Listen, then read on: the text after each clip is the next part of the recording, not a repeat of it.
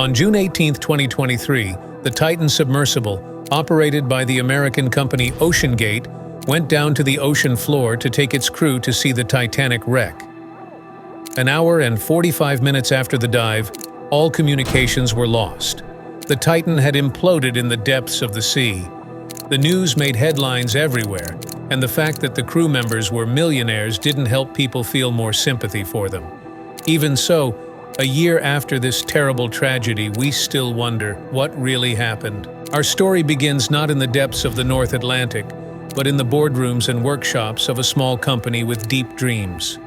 OceanGate, founded in 2009 by Stockton Rush and Guillermo Soonline, set out to revolutionize underwater exploration. Their vision? To make the inaccessible accessible, to bring the wonders of the deep ocean within reach of adventurous tourists and researchers alike. For Rush, a man described by some as a daredevil inventor, the allure of the ocean's depths was irresistible. "I've broken some rules to make this," he once said of the Titan. "I think I've broken them with logic and good engineering behind me." But as we'll see, the line between groundbreaking innovation and reckless risk-taking can be as murky as the waters of the deep ocean itself. The star of our story, the ill-fated Titan submersible, was born from this spirit of innovation. Originally known as Cyclops II, the vessel was a marvel of modern engineering, or so its creators claimed. At 22 feet long and weighing 23,000 pounds, Titan was designed to carry 5 people to depths of up to 4,000 meters, 13,123 feet, below the surface. But what really set Titan apart was its unique construction. Unlike traditional submersibles made entirely of metal, Titan's pressure vessel consisted of 2 titanium hemispheres joined to a central cylinder made of carbon fiber. This design choice would later become a point of intense scrutiny and debate. The control system of the Titan was equally unconventional. In a detail that would later make headlines, the submersible was steered using a modified Logitech F710 wireless gamepad, the kind you might use to play video games on your computer. While the use of off-the-shelf controllers isn't uncommon in remotely operated vehicles, its application in a manned submersible raised eyebrows. OceanGate claimed that Titan was the product of collaboration with experts from NASA, Boeing, and the University of Washington. However, as we'll see, the extent and nature of this collaboration would later be called into question. With Titan ready for action, OceanGate set its sights on the ultimate prize in underwater tourism: the wreck of the RMS Titanic. The Titanic, which sank in 1912 after striking an iceberg, lies 3,800 meters, 12,500 feet, below the surface of the North Atlantic, about 370 miles off the coast of Newfoundland. Since its discovery in 1985, it has been a coveted destination for researchers and adventurers alike. By 2012, a century after its sinking, only 140 people had visited the wreck site. OceanGate's proposition was simple but very appealing to those with money. For $250,000 per person, mission specialists, their term for paying customers, could join a multi-day expedition, culminating in a dive to see the Titanic's remains firsthand.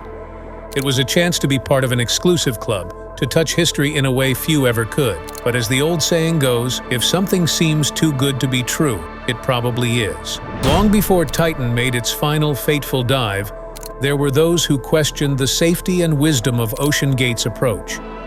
In 2018, David Lockridge, then OceanGate's Director of Marine Operations, raised serious concerns about the vessel's design and testing procedures. Lockridge's report highlighted several issues. He questioned the strength of the vessel's viewport, which was only certified to a depth of 1,300 meters, far short of the 3,800 meters needed to reach the Titanic. He also criticized OceanGate's refusal to conduct comprehensive tests on the hull, arguing that the company's real-time monitoring system would only show when a component was about to fail, often milliseconds before an implosion. OceanGate's response to these concerns was swift and decisive. Lockridge was fired, and the company sued him for breach of contract. Lockridge countersued, claiming he had been unjustly terminated for whistleblowing. The legal battle was eventually settled out of court, but the questions Lockridge raised would prove prescient. Later that same year, a group of deep submergence vehicle experts penned a letter to Rush, expressing unanimous concern about Titan's development and OceanGate's planned Titanic expedition. The letter warned that the company's experimental approach could lead to catastrophic outcomes. Rush's response to these warnings was telling. In a phone call to one of the letter's authors, he argued that industry standards were stifling innovation. It was a stance he would maintain until the end, even as more voices joined the chorus of concern. Despite the controversies and warnings, OceanGate pressed ahead with its Titanic expeditions. The first missions took place in 2021 and 2022, with mixed results. While some dives were successful, others encountered technical difficulties. During one dive in 2022, as documented by a BBC film crew, one of Titan's thrusters was accidentally installed backwards, causing the submersible to spin in circles near the ocean floor. The crew managed to overcome this issue by holding the game controller sideways, a MacGyver-esque solution that would later be cited as evidence of the vessel's questionable design. Another incident in 2022 saw the submersible suffer battery problems, forcing it to be manually attached to its lifting platform. This resulted in damage to external components. Another red flag that, in hindsight, should have been taken more seriously. Despite these issues, OceanGate continued to promote its Titanic expeditions. The company's marketing materials described the experience as a once-in-a-lifetime adventure, glossing over the potential risks. Passengers were required to sign a waiver acknowledging that the vessel was experimental and had not been approved or certified by any regulatory body.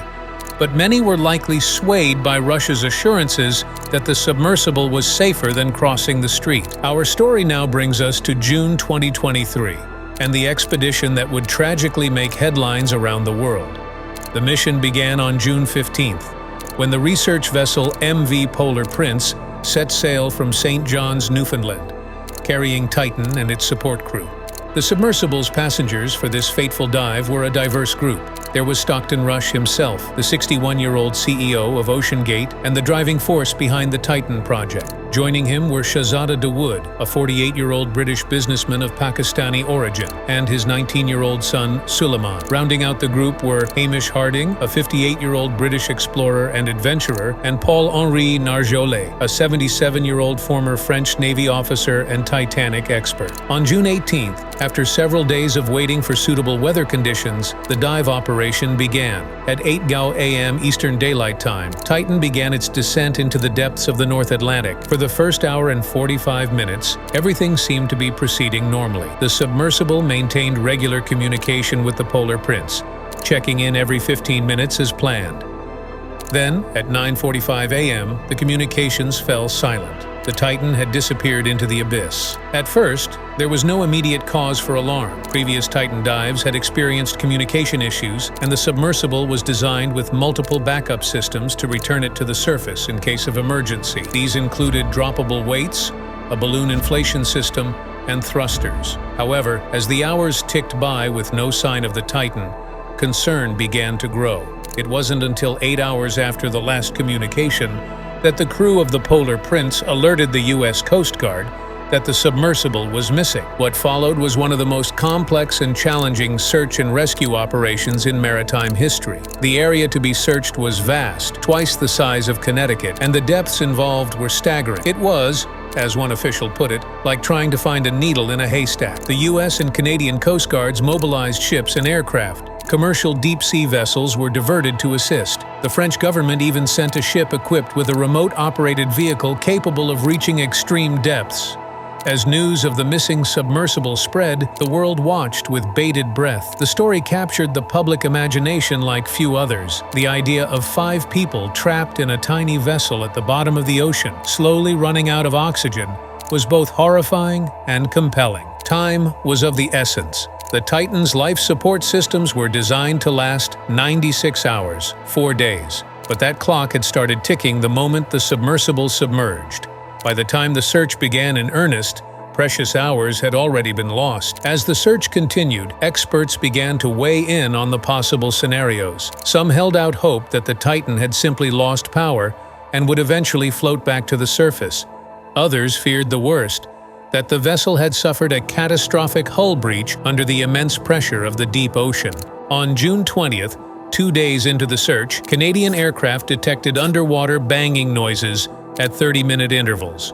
While the source of these sounds couldn't be confirmed, they renewed hope that the Titan's occupants might still be alive, desperately signaling for help. But even as rescuers raced against time, mounting evidence suggested a grimmer reality. The U.S. Navy's sophisticated underwater detection system had picked up an acoustic signature consistent with an implosion, recorded just hours after the Titan began its descent on June 18th. So, on June 22nd, 4 days after the Titan's disappearance, the search came to a heartbreaking conclusion. A remote-operated vehicle discovered a debris field on the ocean floor, about 1,600 feet from the bow of the Titanic wreck. The debris included the Titan's landing frame and rear cover, leaving no doubt about the submersible's fate. The truth, when it emerged, was as swift as it was brutal. Experts believe that the Titan suffered a catastrophic implosion shortly after losing communication with its mother ship. The immense pressure of the deep ocean, about 6,000 pounds per square inch at that depth, had caused the vessel's hull to collapse in on itself in a fraction of a second. The implosion would have been so rapid, likely occurring in just tens of milliseconds, that the occupants would not have had time to register what was happening. They would have died instantly, their bodies crushed by the collapsing hull before their brains could even process the danger. In a cruel irony, the very wreck they had set out to explore had become their final resting place.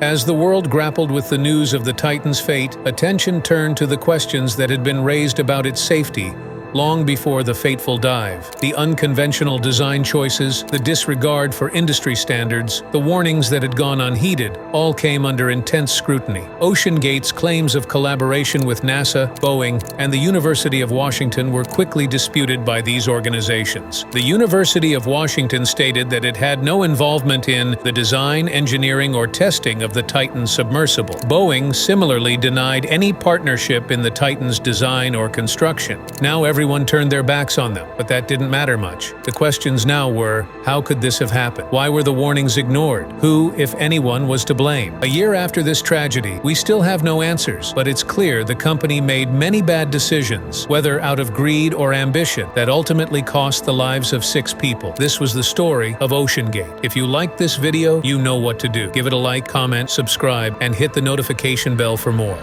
See you next time.